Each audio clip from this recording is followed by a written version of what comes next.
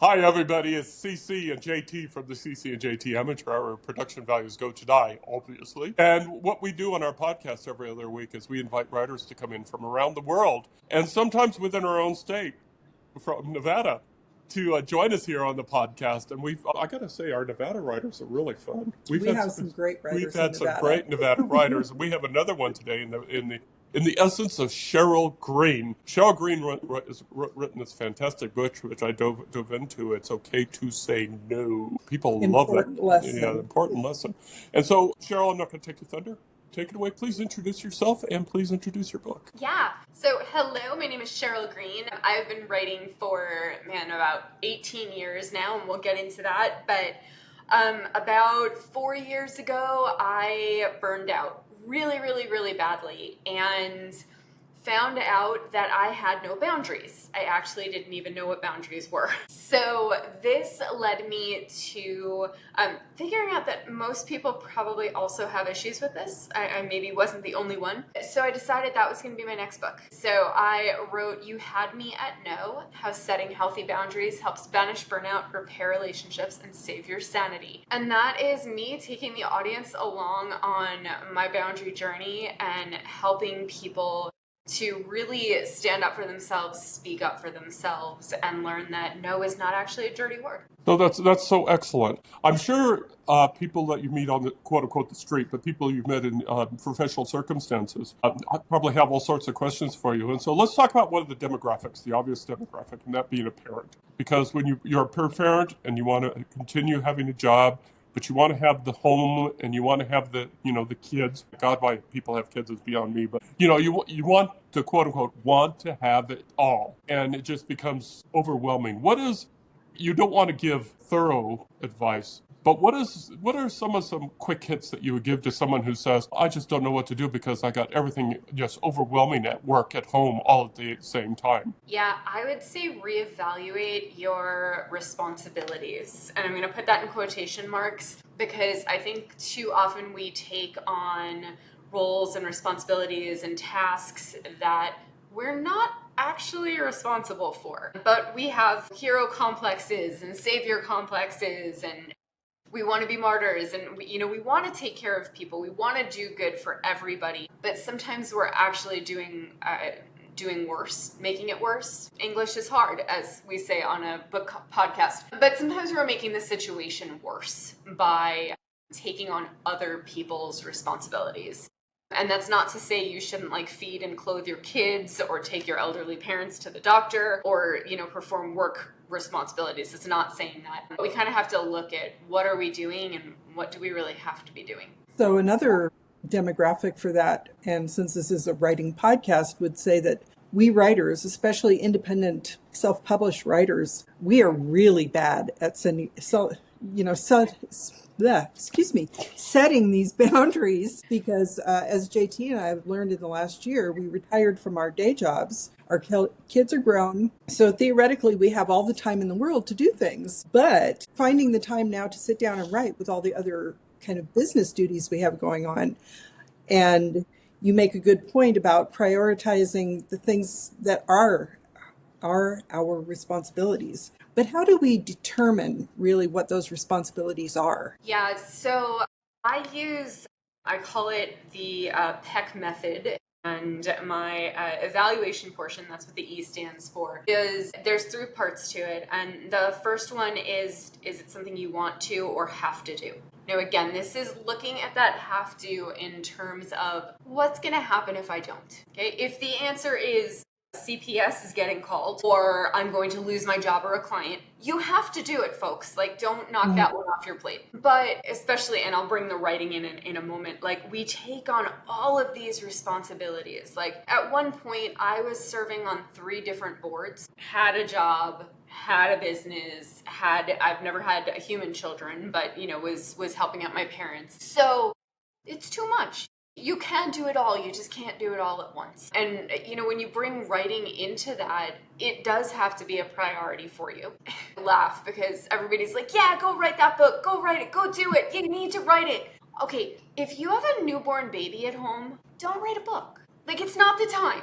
There are certain times in our lives, book writing is not a priority, and that's okay. So, yes, you can do it. Yes, it goes on the eventually list, and maybe it goes on the next year list. But calm down. Just calm down. Like, whenever I teach writing, I'm like, does anybody have a newborn baby? And there's always like one person in the class, and I'm like, soak it all in, and then go home and get some sleep, and I'll see you in a year or two. Like, that's it. So, sorry, I don't know if that answered the question.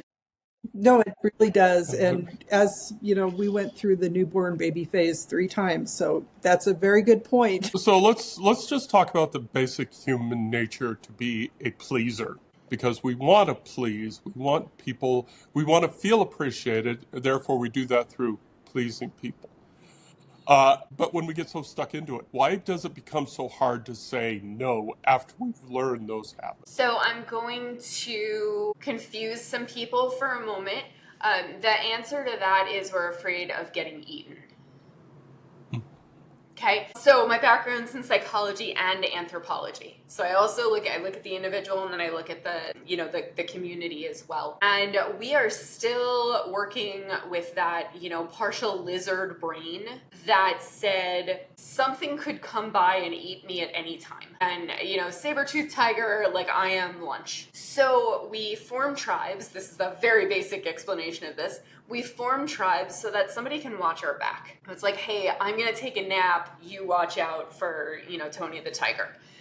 And vice versa. And the problem comes when we have this biological fear that if I do something that pisses off the tribe, that they don't like, that displeases the tribe, I'm going to get cast out. And if I am cast out, I am now, I'm now breakfast for a roaming beast.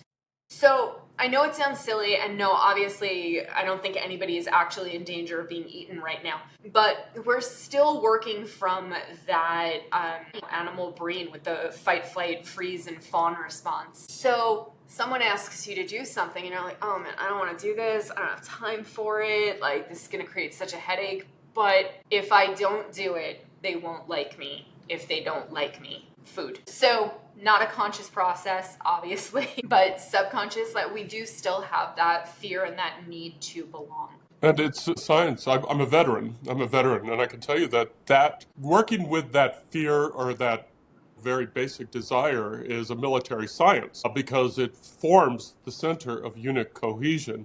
You don't run into the battle for yourself. You run into the battle for the buddy at your shoulder, because so you have their back. And so the entire military complex, if you were to break it down to its basic building blocks, it's protecting each other's back, going into battle just because that the tiger is there. Yeah, I love that, and thank you for your service. Thank you.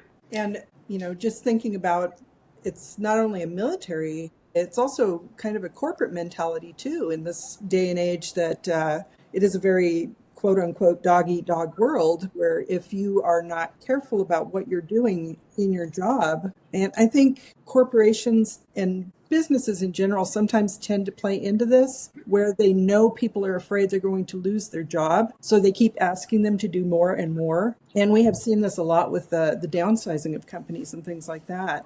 So if someone is in that situation and they're really afraid to say no for some reason, do you have some kind of advice that would help them get through that? Yeah, so what you're talking about is really bordering, if not already in, toxic work culture. And that's actually the topic of my next book, is how boundaries impact work culture. So I'm glad you brought that up. But I like to say that no is not a sign of insubordination. It's an invitation to a conversation. And I say that because, one, you're not going to go into your boss's office. At least you shouldn't. Folks, don't do this. You're not going to go into your boss's office and they're like, oh, hey, I need the TPS report, because that's what I'm thinking about now, on my desk by 5 p.m. on Friday. You're not going to stand there and be like, no, you're just not. You're Right. not keeping your job if that happens. What you can say is, hey, I've actually got a lot on my plate. Can you help me prioritize what needs to get done first? And are there any tasks that I can either move down the list, or we can delegate to someone else, or maybe somebody can help me with a portion of it? Like, it's just that opening to, hey, you and I have the same goal. Okay, we want to accomplish the same thing. I can't do it the way you're asking me to. So let's find a way that works for both of us. And most of the time, in a healthy environment or a healthy culture working its way towards healthy, that's going to be okay. And your boss is going to say, oh, you know what? I didn't even realize that. Maybe they didn't know what you had on your plate. Maybe they didn't know that this wasn't a 5-minute task, that it actually takes, 6 hours and, 4 other people. It's just having that conversation and saying, like, let's understand each other better. Let's get to this end goal without either one of us being displeased or burned out or running into traffic. Okay, so let's go in a similar direction, because before I retired from public service, I accepted a job that I thought was my dream job. It was upper level management job, leading a really bright, smart team. And then I came to realize weeks into the job, be careful what you wish for. Wow, because it's really easy to be on the outside looking in, but on the inside looking out, yikes. So, and eventually I had to take a downgrade for my own mental health. It was that stressful. And I don't mean to say this as whining or anything, but as a lead into the question, what should be a good sign to someone that they've overtasked themselves, or they are in over their head due to those lack of boundaries? Oh, that's a great question. Okay, so first is just exhaustion. Okay, I mean, we all have project periods in our lives, right? There's you're planning a wedding, you're working on a specific getting new software off the ground, whatever it is. You're always going to have those like project periods that, you know what, it's going to take more. It's going to take more effort. You're probably going to work a few extra hours. You might be tired. When that expands and suddenly becomes your everyday and your, 365, that's a sign that there's a problem. That's an issue. So if you're feeling that exhaustion, if you're feeling that overwhelm, so for me, I will tell you, it was one, being really short with people. I'm normally a very pleasant person, and I was not. When I went through my burnout experience, I couldn't get a sentence out without crying. Everything I said was really short, a little bit, bordering on nasty. How many times I said something to the effect of, I just can't freaking do this. And I didn't use freaking. So, when you start feeling that kind of anger and frustration coming up in you, and that was followed very quickly by resentment. And that's a big thing that I tell my clients to look out for, whether it's in the professional or the personal arena. When you start to resent the people, the animals, the whoever you are there to serve and you're there to help, and the people in your life that you love and care for and want to be there for, when you feel resentment, that is your body's way of going, hey, something is wrong. Something is really wrong. So I would keep an eye out for that stuff. Added to that, I don't know, I started drinking more than I ever drank before in my life. There's all those like little tweaks. You're not sleeping, you're getting more headaches, more stomach, stuff like that. I was writing reports at 3 in my brain. I'd be in my bed looking at the ceiling, writing reports at 3 a.m. because that's the only time I had free to do it. Yeah. And if you're working in bed at 3 a.m., that's another good sign. Right. Well, I wasn't alone. It's like I get in the morning and there would be emails from, my supervisors that they had written at 1 a.m. and it's like, yow. So, That's a whole other conversation. If you want to have, we can have that. So you mentioned that now you are working on another book. Yeah. And it sounds like you have a lot of things on your plate. You're teaching, you're speaking, you're writing. What is your writing process? Once you figured out how to prioritize it, what is your process like? Oh, I love talking about my process. So, excuse me as I completely geek out. So when I am writing, it is number one priority because I write for a short period of time. My first drafts are usually anywhere between a month and 3 months. But they are that short, not because my books are short or not well thought out, but because my preparation process is really involved. So I have been brainstorming this book for months. About 2 months ago, I started doing interviews for the book, and I've still got maybe 10 to 15 more to do. And that is me saying, hey, you know about the problems. Maybe you have the fix, maybe you don't, but I want to hear the situation. So I go through that, and then I start the outlining process. And we've got outliners and we've got seat of the pantsters. I'm sure both are watching this. Bless you, seat of the pantsters. Bless you. I cannot live like that. It's not how my brain works. That will drive me to like insanity. So my outlines are really detailed. The last book, my outline was 30 pages. Yeah, and I know where I'm going. I know what sources I'm using. I know stories I'm telling. I know everything. And I do that because, again, if you're going to get angry at me, do not throw anything at your computer or your screen right now. Like, throw it to the side. I don't believe in writer's block. I think it's a lack of preparation. And when you are so outlined and prepared and brainstormed and all of that, and that doesn't mean you can't change, like it's not locked in.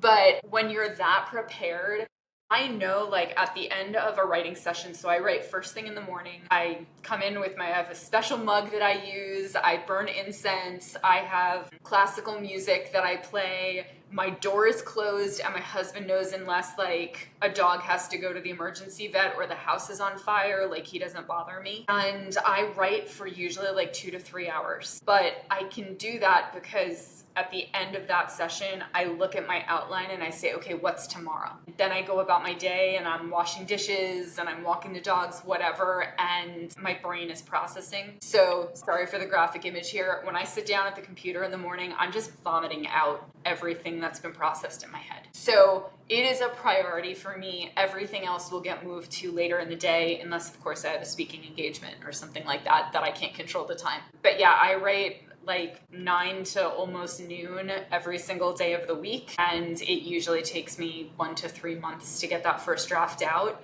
And then I go into a deep depression for a couple of days. Yes. Yeah, I we're know that familiar. feeling.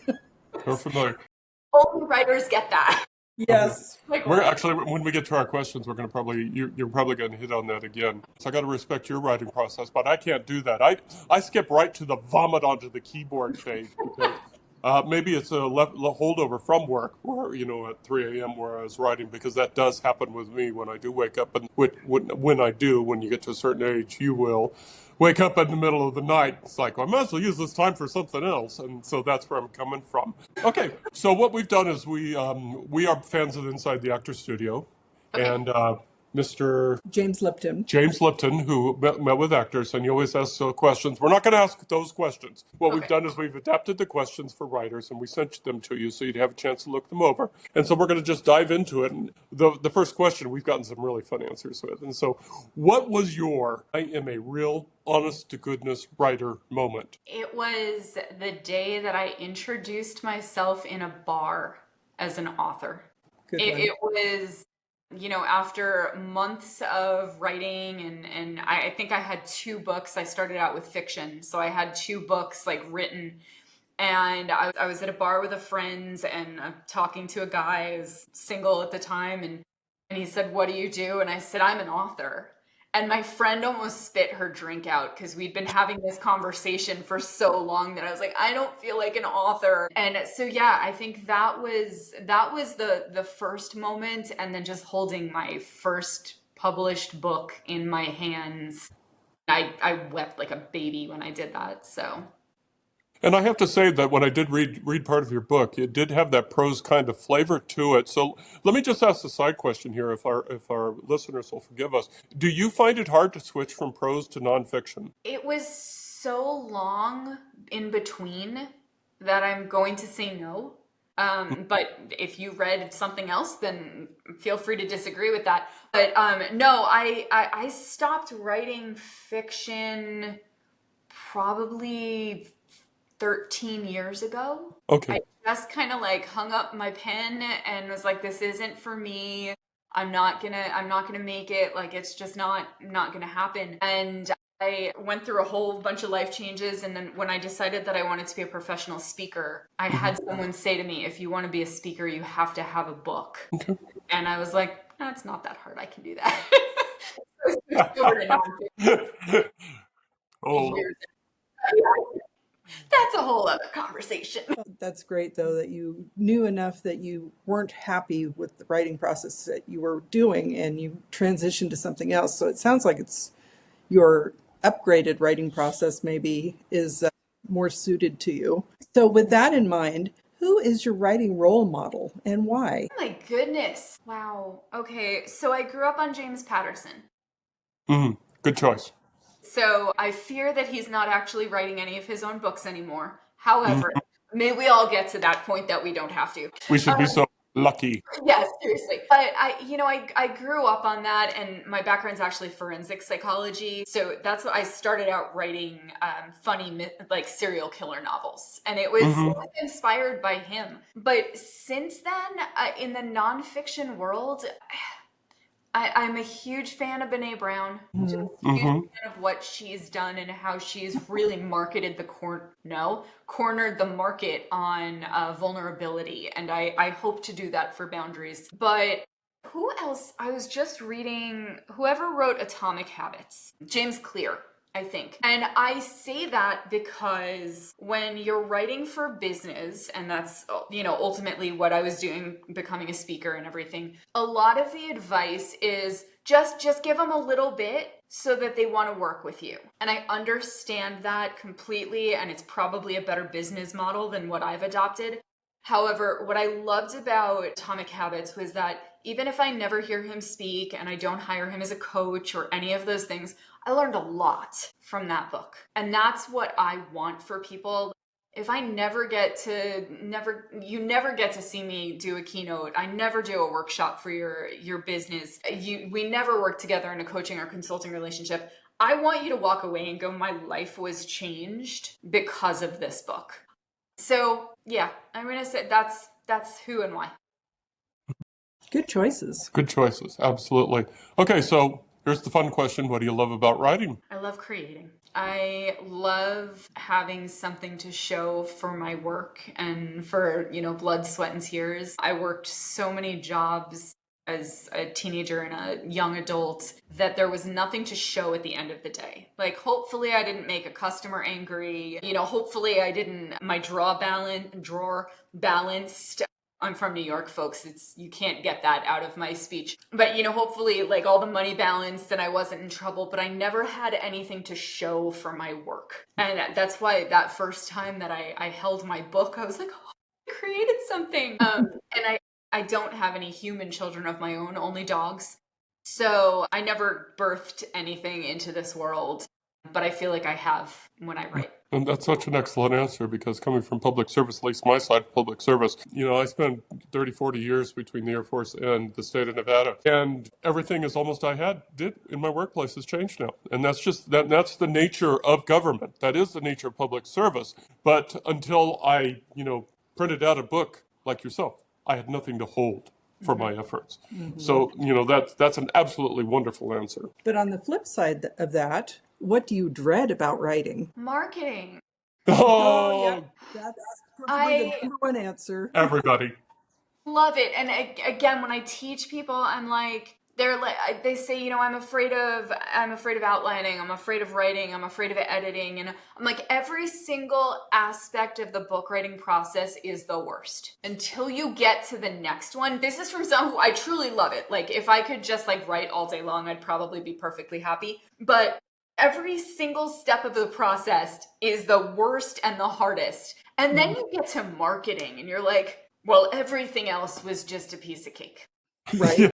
Like, all of the frustration, all the everything, like, it was fine. So marketing, but I'm going to actually give a second answer because I apparently talk a lot. The other thing is this past book, and this was my 6th book of my own. I've book coached many people and I've ghost written many books. So I'm not new to this, but this book, I had imposter syndrome like I have never had before. And I literally had to talk myself off a ledge every single day. I'd sit down and I'd start writing and I'd be like, I can't do this. Who am I to write about this? Oh my God. And I went through this whole thing. And ultimately just kept telling myself, like, you're feeling this because this is going to be your best book yet. And you're feeling this because if you didn't know what you were talking about and you weren't supposed to be writing this, you wouldn't have imposter syndrome. You'd just feel fine. So yes, there's your two answers. No, and I think, and you've been a fiction writer, so you kind of relate to this. I think it's easier for fiction writers to write a book than it is for nonfiction, because in fiction we create the world. We create the world, even if it's similar to this world, it's still our world. But for nonfiction, we always feel like there's somebody out there who's smarter than us, who knows more about it than us. And oh dear God, what happens if they read this book? And Yeah. it's like that cringe factor. So I'll just say it up front. The fact that you went out on that ledge just to get as far as you did to actually publish it speaks well of you. And, pat yourself on the back. And you are not an imposter. You did it. Congratulations. Thank you. Thank you. And I will say, when I was done with the book, I gave it to 3 therapists that are friends of mine. I did. I sent it to 3 therapists and I said, I don't want to hurt anybody. Because I have the background in psychology, but it's not in clinical. And I said, I don't want to do harm. I want this to help people. And every single one of them not only came back and said, it's awesome, but of them gave me the testimonial for my book cover. And all 3 of them recommended to their clients, their patients. That's very cool. So I was like, whew, I'm good. Along those lines, what single significant life experience affects your writing, good or bad? Everything has affected my writing. I think it's less about a specific experience and more about a mindset of when I've gone through something, through some, crappy experience, I want it to be for something. So most of my books were written because something happened and I learned from it and I wanted to help others go through the same or something similar. So this book was my burnout. That was the number one. I don't think I mentioned this.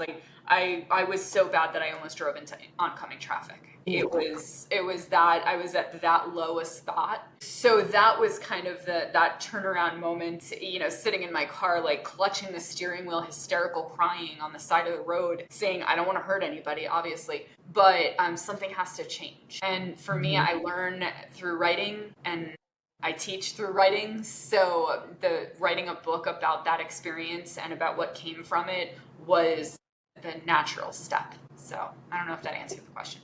Oh, it did. Oh, No, no. that's No, it's something good came out of the fire. Yeah, 100%.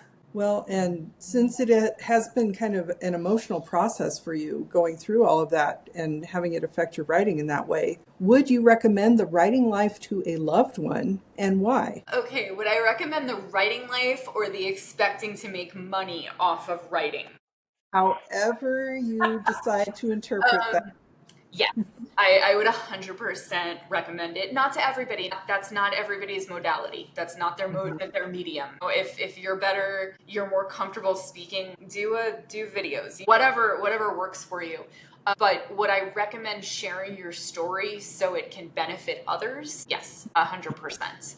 And I think that I know my first novel was me processing not really my divorce, but my childhood. And I actually, just to give you a giggle, I had a therapist, and they always tell me more because I've got the background in psychology.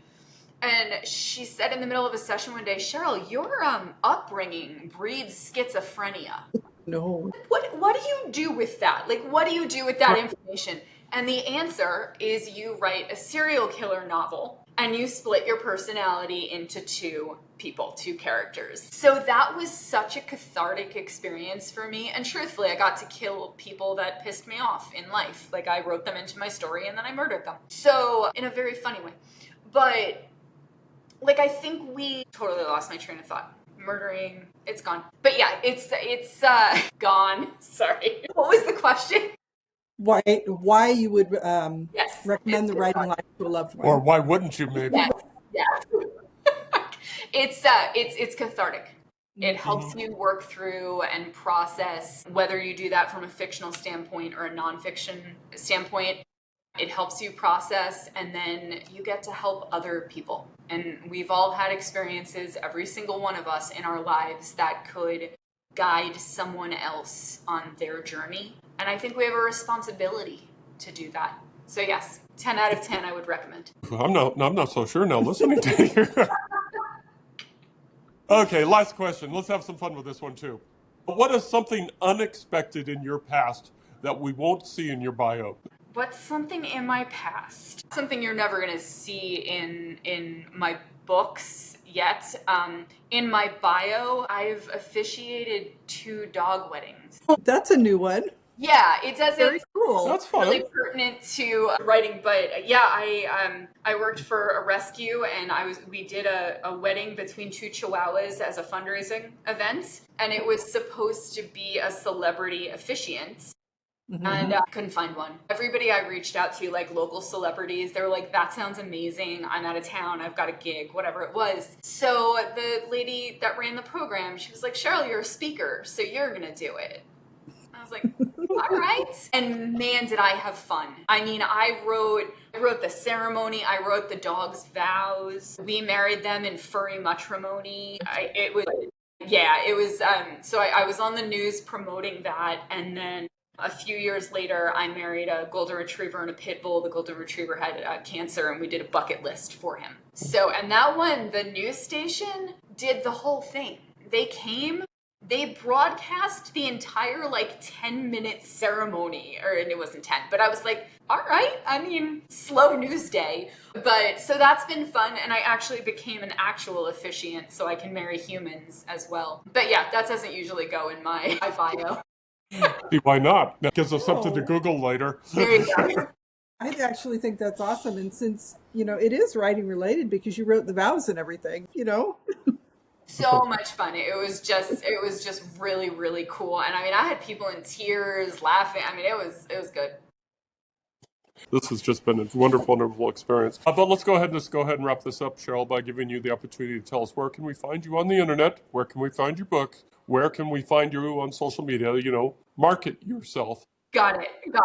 So home base is my website. It's SherylGreenSpeaks.com. There's actually, you can download chapters of the book. You can download, I have a coloring book as well, so you can download some pages from that. There's a free cheat sheet on how to say no. So there's all kinds of good stuff on there, and it will direct you to Amazon where my books are, because we all know how much fun the Amazon algorithm is. You can try looking for it. You Had Me at No by Sheryl Green. That should get you there. I'm on Instagram. I'm on LinkedIn. And if you go to Instagram, I'm not going to lie, you're mostly going to see my dogs and plants because I forget to post about business. So enjoy my dogs. Okay. We'll see the dogs. Okay. Anybody else want to throw any last stuff in? I just want to say that I've had a wonderful time talking to you today. This has been a great experience. So thank you so much for being here, and look forward to seeing what your next book turns out to be. Thank you so much. I will be letting you know when it's ready. Excellent. Anyway, this has been the CC and JT Amateur Hour, where production values go to high. It's a tagline. We've had the privilege of listening to Sheryl Green and talk about her book. You had me at help me out, Sheryl. You Had Me at No. How setting healthy boundaries helps banish burnout, repair relationships, saves your sanity. Thank you. It's only English. I've only been doing it my whole life. But until the next time, everybody take care. Thank you. Bye-bye.